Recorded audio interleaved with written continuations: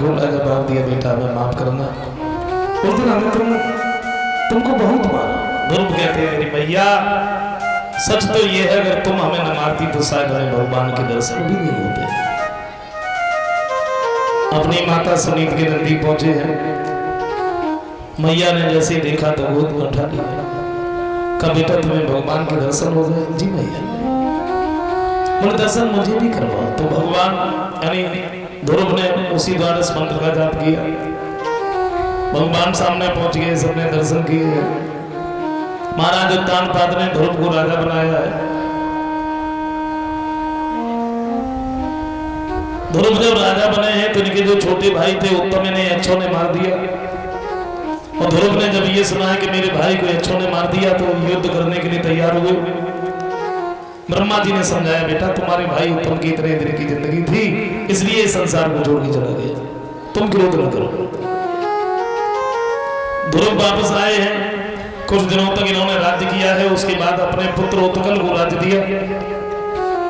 इसी लोग को जाते हैं जो भगवान ने दिया था। श्री सुखदेव जी समझाते राजा ध्रुव में कोई शक्ति नहीं थी, इतनी जल्दी भगवान के दर्शन कर लेते, ये उनकी मां की शक्ति थी। और बच्चे का भविष्य मां के हाथ में होता है। बच्चे की पहली गुरु होती है मां। बच्चा तो एक सफेद चादर की तरह से है, मां उसे जिस रंग में रंगना चाहे वो रंग जाता है। मां अगर चाहे तो राज सिंहासन पर बैठा दे, मां अगर चाहे तो गधे पर भी बैठने के लायक न छोड़े। और पहले की ऐसी ऐसी माताएं हुई जिन्होंने अपने बच्चे के भविष्य को उज्जवल करने के लिए अपने शरीर के ऊपर हजारों मुसीबतें उठा दी। लेकिन का मतलब तो कुछ और है। क्षमा करें जो हमारी माताएं बहनें बैठी हैं, ये न सोचे कि मन जिस बुराई करने लगा मैं बुराई नहीं कर रहा, सब लोग एक जैसे नहीं है। लेकिन अब थोड़े विचार बदल गए, अब न घर की चिंता है न परिवार की चिंता है, और चिंता है तो केवल एक बात की। किस बात की? केवल एक ही बात सोचा करती है, बासी पी से पानी लाए, रोटी को एक रसोई ने हो, दिल बहलाने के लिए संग कोई दिल चली सहेली ने हो। केवल एक बात सोचा करती है, घर में झाड़ू लगाए हुए भाई अलग हो, बर्तन साफ करे हुए भाई अलग हो, खाना बनाए हुए भाई, मतलब हमें कुछ भी न करना पड़े। रह गया शौक इनको केवल अपनी कोठरी सजाने का, श्रृंगार चित्र बनवाने का और फिल्मी गाना गाने। दशा देखी हो, अगर देखे तो सब लोग रहा था, फर्क इतना है कि हम लोग कहते तुम लोग काटना है, बस इतना फर्क है। घर में देखो 2-4 दिन से झाड़ू ना लगो कोई मतलब ना, बर्तन देखो सब्जी में सब से डरे कोई चिंता ना, बाली बच्चन ना देखो जमालम पत्ते मोमबत्ती की फैक्ट्री चल रही है, कोई मतलब ना। और मम्मी ना देखो जमालम पत्ते रवीना टंडन शूटिंग पे है। ऐसा नहीं होना चाहिए। देखो घर भी स्त्रियों के हाथ में होता है। आंगन में अगर सुरक्षित स्त्री आ जाए, पति उसका गरीब है, तो एक दिन वो आता है कर जोड़ करके उसे रईस बना देती है।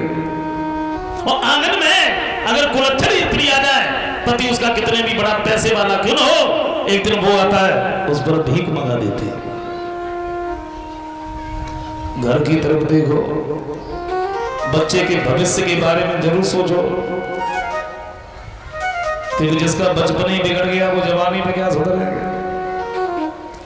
लालेत पंच बरसाण 10 बरसाण तारेत, प्राप्ते तू सोग से पुत्र मित्र बदाचरेत। कहते पुत्र 5 वर्ष का है, उसे आप जितना भी प्यार कर सको, जितना प्रेम कर सको करो। पुत्र जब 10 वर्ष का हो जाए, उसे आप जितनी ताड़ना दे सको, जितनी ताड़ना दे सको दो। और पुत्र जब 16 वर्ष का हो जाए, कंधे के बराबर का जब हो जाए, तो पुत्र को पुत्र नहीं समझना चाहिए, मित्र समझना चाहिए।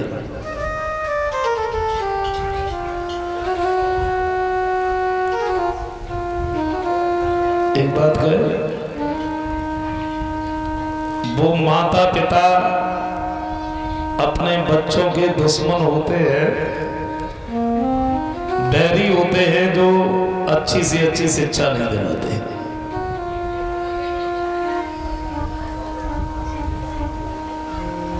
शिक्षा, शिक्षित होना बहुत जरूरी है।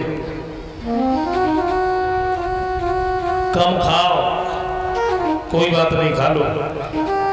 अच्छा अगर पहनने के लिए नहीं मिलता है तो मत पहनो, लेकिन बच्चों को जरूर पढ़ाओ।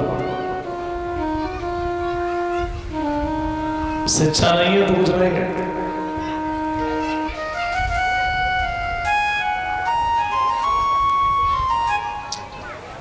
कर ज्यादा बदलाव नहीं है, थोड़ा बदलाव है, ज्यादा नहीं। पहले हमारी माता बहनें सुबह सुबह 4 बजे उठ के जो झाड़ू लगाया करती थी, चकिया चलाई जाती थी, बड़े अच्छे अच्छे गीत गाती थी। कभी राम बन के, कभी श्याम बन के चले आना प्रभु जी। गीत तो आज भी गाए जाते हैं, लेकिन वो राम श्याम वाले दूर हो गए। राम श्याम वाले गीत नहीं रहे, अब उनकी जगह फिल्मी गीत आ गए, फिल्मी, जिनका कोई अर्थ ही नहीं है, कोई अर्थ नहीं। खाना बनाने वाला अलग गीत है, झाड़ू लगाने वाला अलग गीत है? मतलब गाना गाना बहुत जरूरी है, उसका अर्थ से कोई लेना देना नहीं। अर्थ कहाँ जा रहा है कोई मतलब नहीं। मैंने देखा एक दिन, क्या आंगन में मतलब रहे, एक जनी खड़ी रहे, एक फिल्मी गीत गा रही थी खड़ी खड़ी। कौन सा मैं बताऊं? फिल्मी गीत गा रही थी कि दिल में करार है, छाई बहार है, गीत गा रही है और खड़ी खड़ी एक हाथ से सिर खुजा रही थी, सिर गीत गा रही। दिल में करार है, छाई बहार है, और सिर खुजाते खुजाते पकड़ लिया और पकड़ के नाखूनों पे रख लिया और मारती मम्मी, अरे आजा मोरे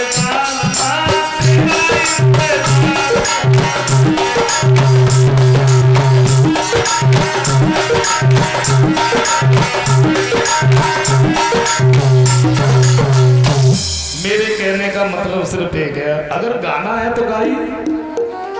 कृष्ण भजन है, राम भजन है? यही कोई जरूरी है? फिल्मी गीत है, इसका कोई अर्थ